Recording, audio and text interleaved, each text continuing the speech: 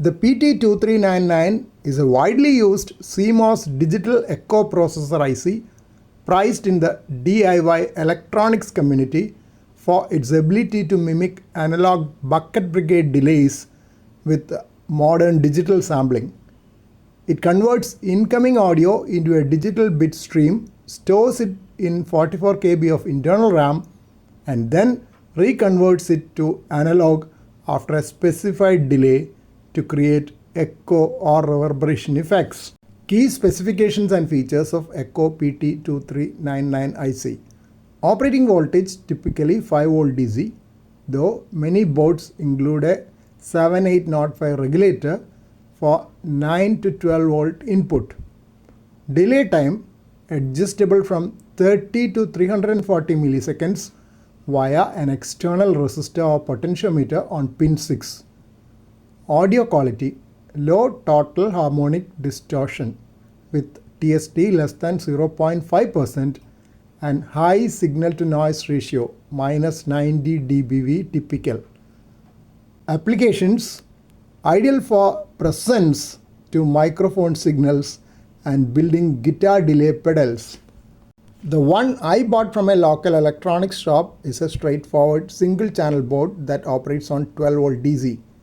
It comes pre-assembled with a microphone and potentiometer ports, making it easy to wire. I have wired input and output audio jacks as well as a couple of potentiometers, one for mic gain control and another for echo or reverberation. I was trying to troubleshoot this echo board. It's a preamplifier board which I bought from a local shop, and I came across this pin. I think this is the pin 5, which is having a disconnection there. Looks like the solder is not very fine.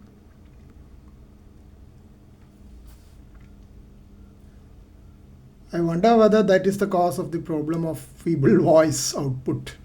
Another interesting thing which I noted was that this is the power supply line, positive line, and in the power supply line there is a 470 ohms SMD resistor.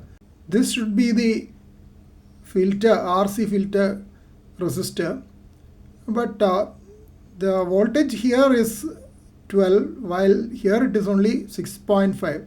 That means a lot of voltage drop across this filter resistor. The voltage here is nearly 12 volts, while the voltage after this RC filter is only 6.5 volts. There's a huge drop across that tiny SMD resistor. I don't know whether there is any other problem in the circuit as well. I'll have to find out. I have reflowed solder on that so that it looks quite shiny. There are 3 controls on the standard interface for most PT2399 echo and reverb modules. 1. Mic wall, that is microphone volume. This is the gain or input level control. Function: it adjusts the loudness of the microphone signal before it enters the echo circuit.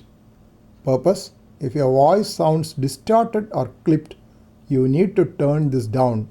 If the output is too quiet compared to your background music, you turn this up.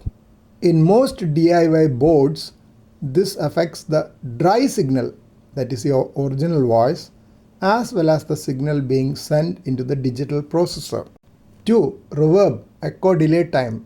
On PT2399 boards, this label is a bit of a misnomer. It actually controls the delay time. Function: it changes the speed of the echo. Purpose: low setting creates a very fast slapback echo which sounds more like a natural room reverb or presence. High setting creates a distinct long separated echo. Example: hello, hello, hello. This potentiometer is connected to pin 6 of the PT2399 IC. It varies the internal clock frequency.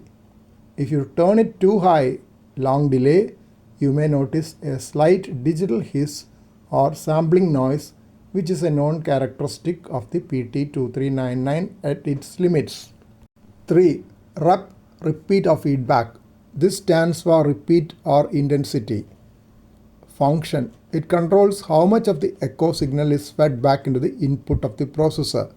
Purpose: low setting, you get a single echo that disappears immediately. High setting, the echo repeats multiple times, fading out slowly. Be careful with this setting. If you turn up too high, the circuit enters self-oscillation. This creates a runaway loop where the echoes get louder and louder until they become a wall of distorted noise.